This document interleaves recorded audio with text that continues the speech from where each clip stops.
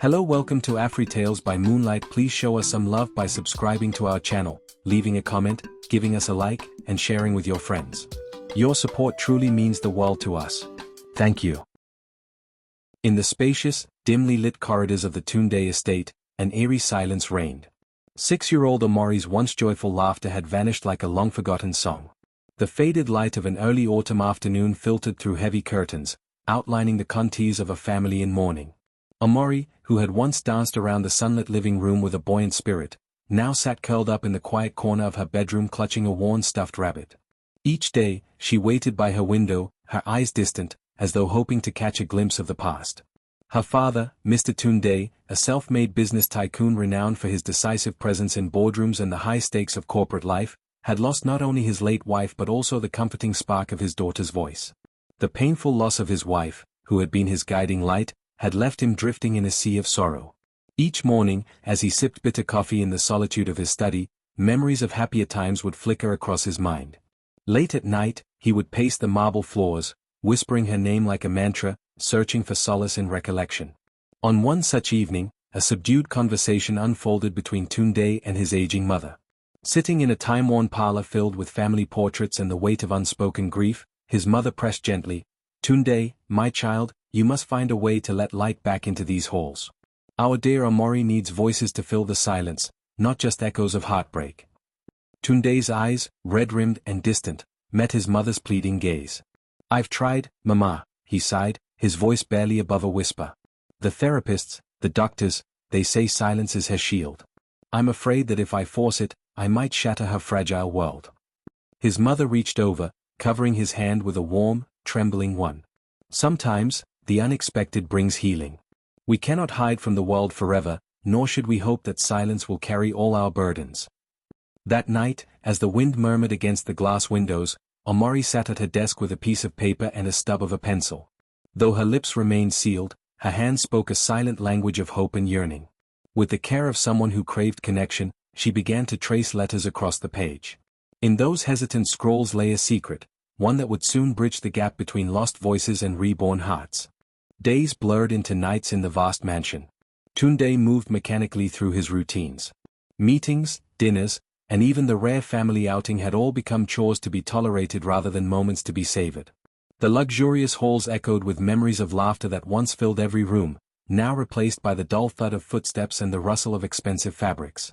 At breakfast, a heavy silence draped the mahogany table. Amari sat with her eyes cast downward, a bowl of cereal half forgotten in front of her. Tunde attempted, in vain, to break the ice. "Sweetheart," he began haltingly, "how about we try a little something today?" Amari's gaze remained fixed on the patterned rug. "I like it here," she murmured softly, her tone monotone. "Here?" Tunde questioned, eyebrows knitting in confusion. "You don't like going out or playing?" A long pause ensued. Finally, the little girl simply replied, "It's safe." That safe zone, however, did nothing to ease Tunde's internal tempest. Every gesture, every conversation, seemed rehearsed and hollow. In an effort to break free from his autopilot existence, he had sought professional help. Week after week, a succession of therapists and counselors visited, each offering strategies to coax the voice back into his daughter's world. Yet Amari remained locked in silent grief, her inner fortress impenetrable. On one dreary Monday morning, as raindrops trickled down the window panes, Tunde's assistant, Chaik, entered his study with a hesitant smile. "Sir, your mother is calling. She says she's met someone I think you should see." Tunde paused, his hand frozen over a contract. "Who is it, Chaik?" he asked, a blend of curiosity and reluctance in his tone. "A new helper, sir, her name is Nina. Your mother believes she might bring some warmth back into this house."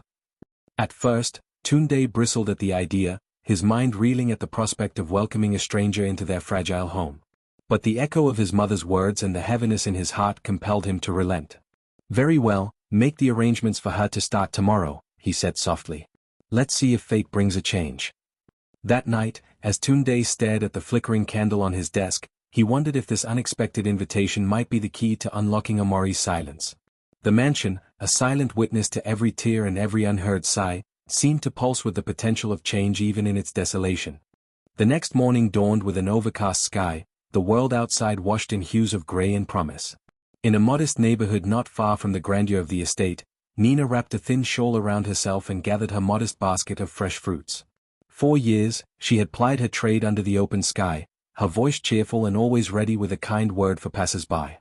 Life on the street had been harsh, yet she clung to her dignity and resilience like a well-worn talisman. At a small junction near the estate service entrance, where the mansions gave way to the everyday pulse of city life, Nina's fruit cart stood as a vibrant contrast to the subdued drizzle. The scent of ripe mangoes and citrus mingled with the cool, damp air. Despite the leaking umbrella above, she smiled at every customer, offering both fruit and quiet counsel. As fate would have it, Tunde's elderly mother, on a routine errand, happened by the junction on that very morning.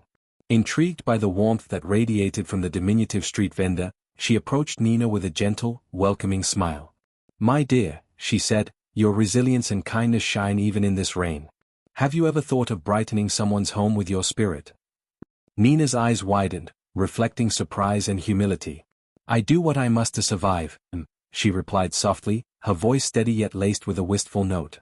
"My home could use someone like you," the old woman continued. "Not as a servant, but as a friend. Come to our estate for a week. Just spend a few days with us. I believe you have a gift that could help mend what's broken there." Nina hesitated, a lifetime of self-reliance weighed heavily on her. I'm not sure. I've never done this before. My life, it's out here, with my cart, with the streets. What would I know of serving in a home like yours?" The old woman reached out, her voice imbued with gentle insistence. "Sometimes, my dear, when the world gives you more than just hardship, it gives you a chance to belong. Let us help you belong, too. I promise, no one will ask you to be more than yourself." Moved by the compassion in the old woman's eyes, Nina nodded slowly. "I'll consider it," she said quietly, feeling both trepidation and a spark of hope she hadn't known for years. Before parting ways, the old woman pressed a small, intricately carved pendant into Nina's hand. "Keep this close. It's a reminder that every heart has a home waiting to be found." Thus began Nina's journey, not simply from the street to the estate, but on a path that would intertwine destinies in ways unimaginable. The rain may have dampened the pavement, yet within its drops lay the seeds of unexpected promise. Nina arrived at the sprawling Tunde residence the next morning with only a few belongings in her battered bag and an unspoken hope that she might spark some long-dormant warmth in this silent house. She was led through the grand foyer by a timid maid, who explained the house's strict routines before gently escorting her to her new quarters, a small, neat room tucked away near the kitchen. The first day was a quiet one. Nina moved around with careful grace, dusting the antique furniture and preparing simple meals in the vast kitchen that echoed with Tunde's solitary footsteps. She introduced herself to the few staff members with a quiet good morning, earning polite nods and curious smiles. Yet, beneath the surface, there was a palpable tension that Nina couldn't quite place, a sadness that hung over the estate like a heavy curtain. The first test of her resilience came unexpectedly. While tidying up in the parlor, Nina accidentally brushed against a framed photo of Tunde's late wife. In an instant, the memory of loss became a tangible thing that filled the room. Tunde, who had been on one of his sporadic rounds of the house, burst into the room with an anger that startled Nina. "Watch where you're going," Tunde bellowed, his voice echoing off the marble walls. "Do you have any idea what that photograph means to me?" Nina's eyes widened in alarm, her cheeks flushing with the heat of remorse.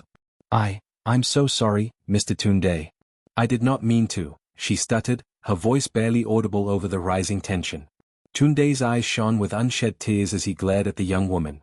"This is not just a photograph. It is a memory of the one person I still love. How can you be so careless?" he demanded, his tone a mixture of grief and anger. Swallowing her fear, Nina lowered her gaze respectfully and took a slow breath. "I understand, sir. I apologize deeply. I only wish to help. Please tell me what I can do to make this right." For a long moment, neither spoke. Then, Tunde's anger began to subside into trembling sorrow. "I lost her, everything changed, and sometimes I forget the difference between care and negligence," he admitted, his tone softening as the anger ebbed away. "I know you mean well, Nina. Please, just be cautious in the future. This house is full of memories." Nina bowed her head in deference. "I'll be more careful. I want to help heal this home, not hurt it further." In that fragile moment of vulnerability, an unspoken understanding passed between them, a silent promise that both of their wounded hearts might someday find a way to mend. Tunde, still reeling from the loss of his beloved wife, recognized in Nina something akin to the tenderness that had once filled his family. And Nina, though no stranger to hardship herself, sensed that the mansion concealed a deeper sorrow that needed gentle tending. Later that evening, as Tunde walked the long corridors in solitude, he found himself replaying the confrontation in his mind. The flash of anger had given way to a dawning realization. Perhaps it wasn't just carelessness that had marred the photo, it was the weight of memories too painful to bear alone. He sat in the study until late into the night, the only sound the rhythmic ticking of an ancient clock. Maybe, he murmured to the silent room, this stranger may bring back what I've lost all these years. The following week passed with an air of tentative routine. Nina worked diligently at the estate, greeting every member of the household with a quiet smile that belied her inner strength. Yet, as the days unfolded, it became clear that her presence stirred something unexpected, particularly in young Amari. Each morning, as Nina prepared breakfast or tidied the children's room, Amari's eyes would follow her with a mix of guarded curiosity and distant longing. The little girl seemed to build invisible walls around herself, each brick of silence set firmly in place by grief and loss. At family meals, while Tunde and the household staff exchanged polite but strained conversation, Amari remained withdrawn, her silence a shield against a world that had left her scarred. One rainy afternoon, as dark clouds loomed overhead, Nina found herself standing outside Amari's door, gently knocking in hopes of a moment of connection. "Amari?" she called softly. When no answer came, Nina opened the door a crack and peeked inside. The child sat on her bed, the remnants of a shattered toy strewn about on the carpet, her small form lit only by the dim light streaming through the window. "Hey there," Nina whispered, stepping inside with deliberate care so as not to startle her. "Would you like to hear a story?" Amari stared at Nina for several heartbeats before turning her head away. Her silence was profound, a shield built over months of unspoken grief. Despite the apparent rejection, Nina knew that healing couldn't be forced. That evening, armed with a battered storybook and a quiet determination, Nina sat outside Amari's door and began to read. Under the gentle patter of rain against the window, Nina's voice wove a tale of hope, loss, and the magic of second chances. At first, only the soft rustle of paper and the warmth of the story filled the hallway, but as the minutes slipped by, a timid laugh broke through the stillness. It was the sound of a fragile blossom daring to sprout amidst winter's frost, a sign that perhaps Amari's walls were not as impenetrable as they seemed. After the reading, in the intimacy of the shared moment, Amari whispered in a voice so soft it could have been mistaken for the wind, "I liked the story, especially the part about the brave girl who wasn't afraid to try." Nina's eyes softened with understanding. "That brave girl is you," she said gently, extending a hand in invitation. "One day, you might tell me your own story." Even though Amari did not answer verbally, her eyes met Nina's for a split second, a silent acknowledgement of the connection forming between them. That night, as darkness blanketed the estate, both Nina and Amari felt a subtle yet profound change. In the space between silence and speech, the foundation of trust had begun to take root. At dinner that evening, Tunde watched from the far end of the table as Nina and Amari exchanged brief, unspoken glances. For the first time in a long while, he sensed that the cold void in the mansion was being gradually filled with a kind of warmth, one that promised healing if nurtured with care. It was on a particularly cool morning, when the sky was painted in pastel hues and the quiet hum of the city seeped through the tall mansion windows, that something remarkable happened. Tunde, in his habitual routine, woke to a strange sound emanating from Amari's room. He paused in the corridor, straining to catch the faint but unmistakable sound of laughter. Slowly, he followed it like a reluctant pilgrim searching for salvation.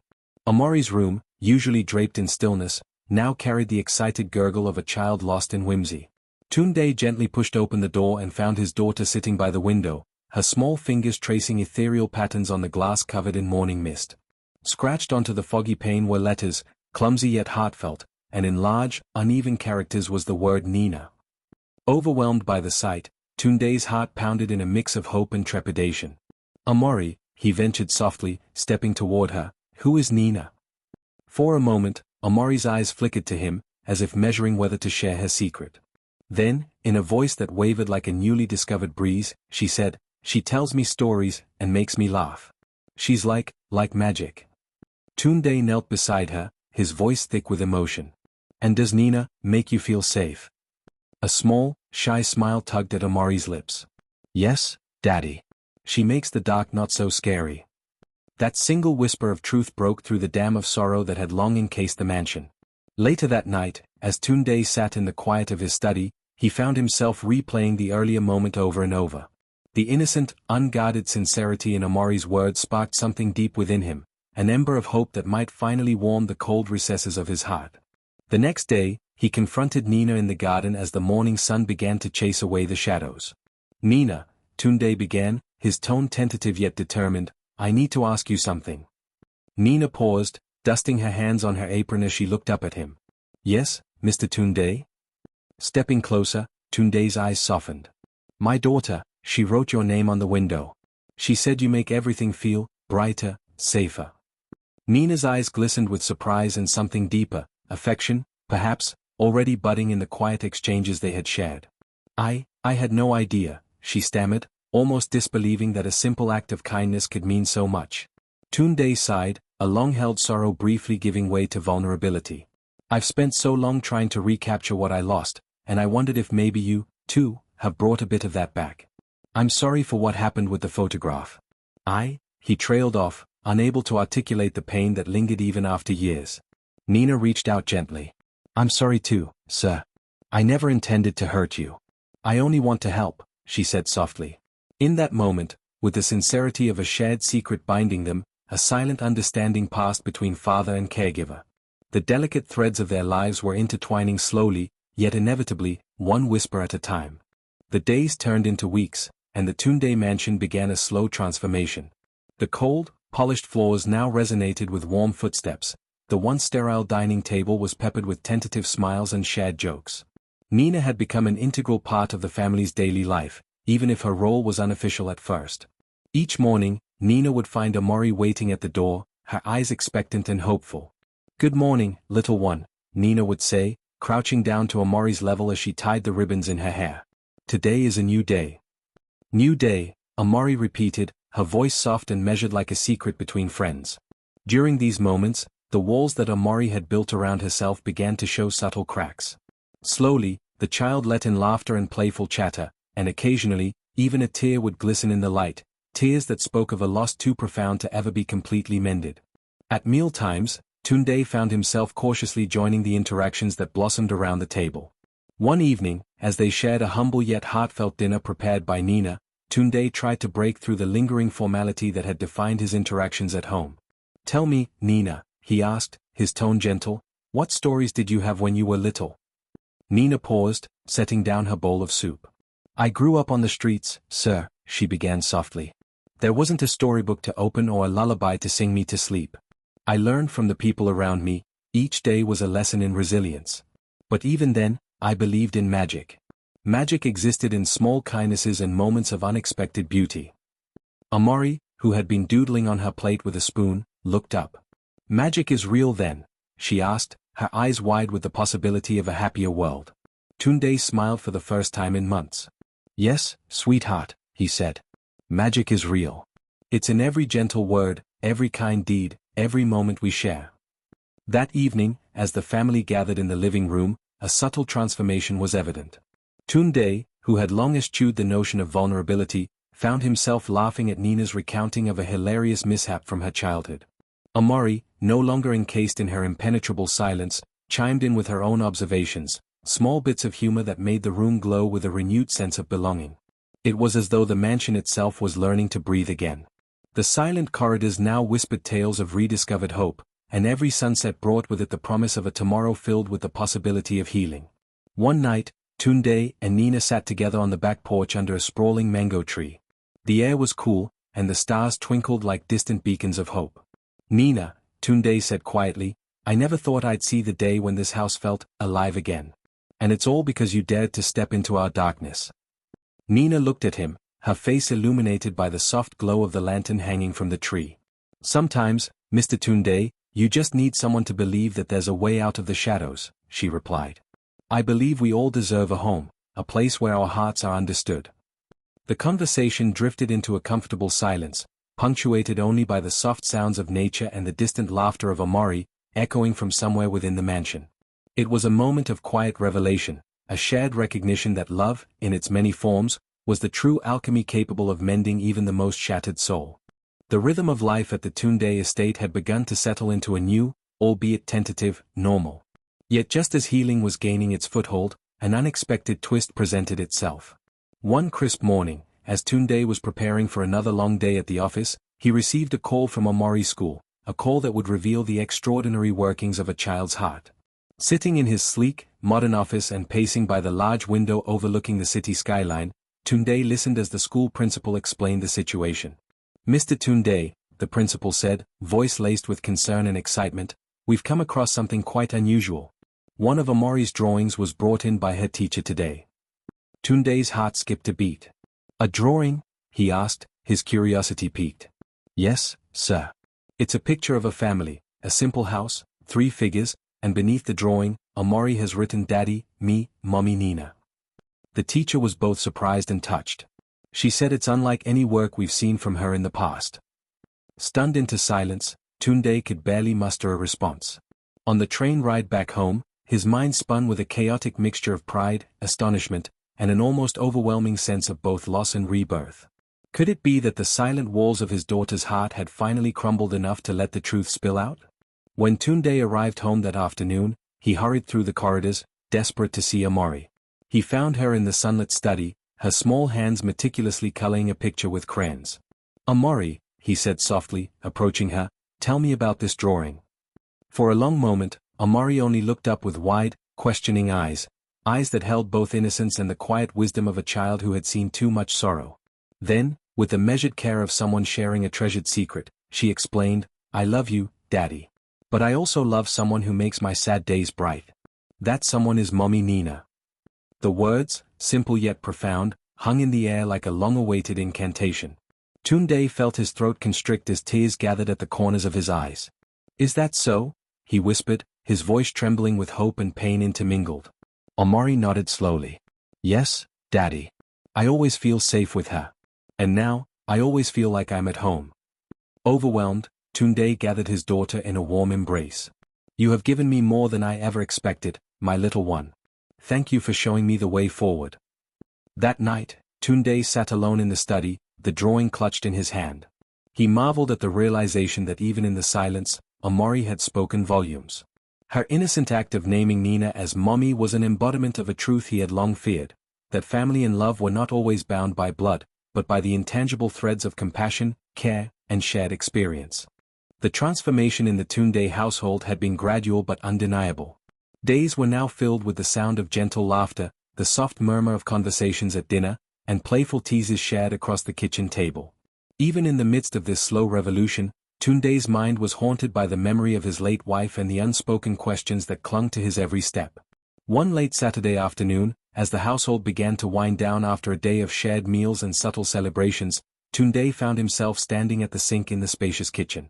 The room was bathed in the golden glow of the setting sun, and the hum of everyday life provided an unexpected soundtrack.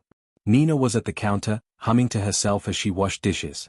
Amari's giggles floated in from the adjacent room, a sound that Tunde had nearly forgotten he missed. He took a deep breath, gathering the courage that had been forming in his heart over the past few weeks. "Nina," he began hesitantly, his voice barely audible above the gentle clinking of cutlery, would you join us for dinner tonight? Not as help. But, simply, as you."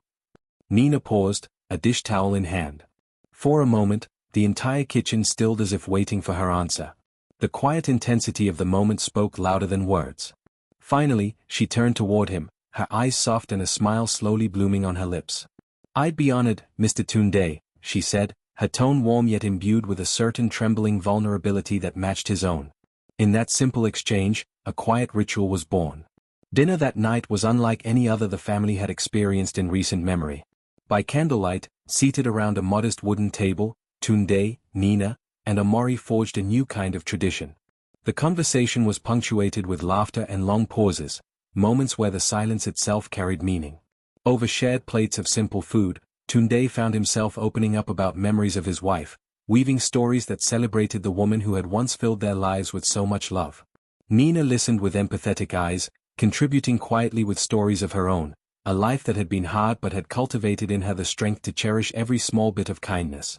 "Sometimes," Tunde confided, as they sat in the mellow afterglow of the evening, "I worry that I've lost the ability to love as I once did. But tonight, I feel something stirring again." Nina reached across the table, her hand resting gently on his. It's never truly lost, Mr. Tunde. It's simply waiting for someone to help nurture it back to life. Look at Amari, she is the living proof that even in the darkest moments, love finds a way. Amari, her eyes bright with the fire of newfound understanding, piped up in her small, clear voice, "Daddy, I'm happy when we are all together. Mummy Nina makes me smile." Tunde's eyes glistened with unshed tears as he squeezed both their hands. In that quiet moment, beneath the watchful gaze of the stars, he realized that the tapestry of family was being rewoven with threads of honesty, empathy, and hope. Later that night, as Tunde and Nina cleaned up the remnants of their dinner, the conversation turned to something more personal. "You know," Tunde said softly, "when I was younger, I never imagined that life would lead me here, opening my heart to someone I never expected to love. But, here we are." Nina paused, her gaze meeting his with a mixture of wonder and tenderness. "I, too, never imagined that I would find a place in a world so different from mine. You welcomed me when I had nothing. And in doing so, you helped me discover that family is not defined by where we come from, but by the love we share." Their eyes lingered on each other in the quiet intimacy of that moment, and without further ado, Tunde found himself asking the question that had been growing in his heart. "Nina, will you marry me?" For a heartbeat, time seemed to stand still in the modest kitchen. Then, with a soft smile that spoke of both hope and uncertainty, Nina nodded. "Yes, Mr. Tunde. I would be honored to share this life with you, if you're willing to give your heart fully, to let it be healed by love." And so, a simple question at a kitchen sink blossomed into a promise that no longer would the halls of the Tunde estate be haunted solely by sorrow, but instead resound with the vibrant notes of a new beginning. The day of the wedding arrived as if ushered in by the gentle hand of destiny. The estate, once a monument to loss and isolation, was transformed into a canvas of hope and renewal. Tulle, vibrant bouquets, and soft music replaced the quiet austerity of mourning. Amid the gentle rustle of leaves and the warm embrace of sunlight, the family gathered for a celebration that was as much about remembrance as it was about rebirth. Amari, now more vibrant than she had been in what felt like an eternity, played the role of the flower girl, scattering petals along a path that led to a modest, yet elegantly decorated altar under the ancient mango tree. With every step, her silence seemed to give way to new expressions of joy. She had learned, through the nurturing care of Nina, that love could heal even the deepest wounds. During the ceremony, Tunde stood at the altar with a guarded heart, unsure if he could fully dare to trust in happiness again. But when Nina appeared, radiant and calm, her eyes reflecting both the memories of hardship and the undeniable brightness of hope, he felt something shift. The vows they exchanged, spoken softly but with unyielding conviction, were as much a promise to themselves as to each other. The ceremony was punctuated by moments of impromptu laughter, whispered assurances, and the gentle, almost reverent attention of family and friends. But it was the final act of the celebration that brought an overwhelming tide of emotion. At the reception, as the wedding cake was brought out, Amari, with a child's delicate hand and a heart that had finally dared to speak, stepped forward. With a tiny marker clutched in her fingers, she carefully inscribed a message along the side of the cake, "To Mummy Nina, you're home now." In that single act, the silent testimony of a child was transformed into a public declaration of love and acceptance, a message that resonated with every person present. Guests exchanged glances and tears of joy, some even laughed softly at the purity of it all. Tunde's heart swelled with gratitude and wonder. The very thought that the family had been reborn in the wake of such loss filled him with a deep, abiding peace. Following the cake cutting, as twilight draped the sky in purples and golds, Tunde, Nina, and Amari found themselves in a quiet corner of the garden. The air was filled with the soft murmur of conversations, clinking glasses, and the distant strains of music. Tunde wrapped his arms around Nina, pulling her close as he whispered, "I never imagined I'd get to experience this kind of happiness again. You both have given me a second chance at life." Nina rested her head on his shoulder, replying, "And you've given me a place where I'm not just surviving, but living, truly living. Amari, my dear, you reminded me that love has no boundaries, only the courage to embrace it." Amari, her eyes shimmering with tears of joy, added in a soft, clear voice, "I'm happy because now, my family is complete."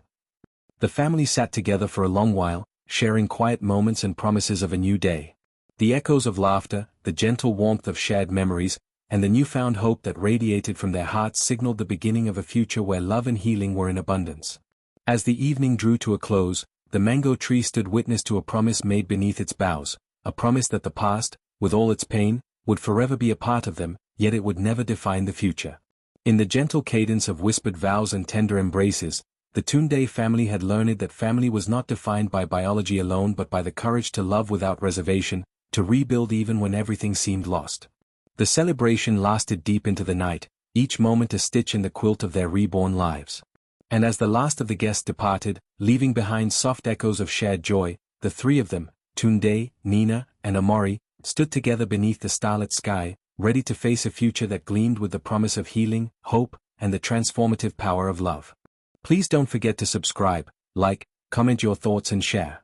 See you in the next story. Afro Tales by Moonlight.